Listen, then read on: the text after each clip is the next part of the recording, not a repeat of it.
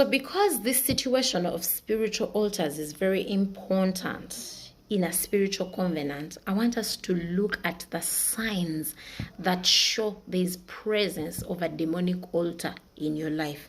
The signs that show that there is presence of a demonic altar in your life. Number one, consistent patterns and occurrences.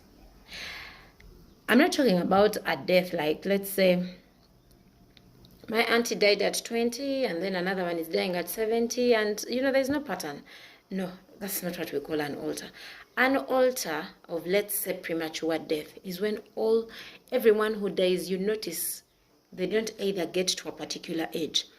If let's say 40, you will notice all your uncles, all your aunties, all their sons, everyone who is passed on, when you go to your burial ground and look at the dates of birth and the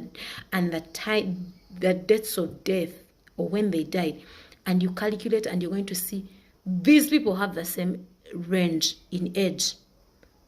That is recurrent and that is consistent. It is a pattern. Notice something.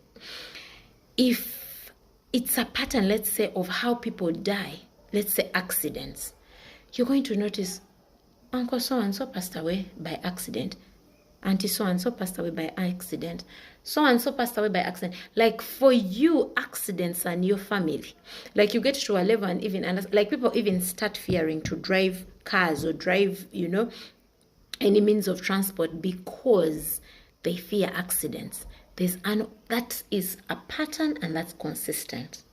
You have an altar of premature death through accidents. These patterns that are consistent, it shows that there's an altar that was powered and it's in activation, like it's still functional. It could be consistent deaths. It could be failure. Most of you are failures. You're so like this. When we talk about patterns and occurrences, it must not be with only you, let's say you and your brother or you and your cousin. No, it must be something you look at and you're like, when I look at my aunties, when I look at my great-grandparents, when I look at my cousins, like this is something that passes on from one generation to another. You look at persistent, consistent failure or drunkenness, you're like, but the people in my family can drink. And when we talk about drinking, we're not talking about people who drink, let's say, alcohol for just happiness or functions or merrymaking. No, you're real seeing drunkard people who drink and their eyes are red and they cannot do anything. They cannot work. They become village drunkards. But it's not only happening with you. It's not only happening with your brother. It's happening with your uncles. It's happening with your cousins. It's happening with your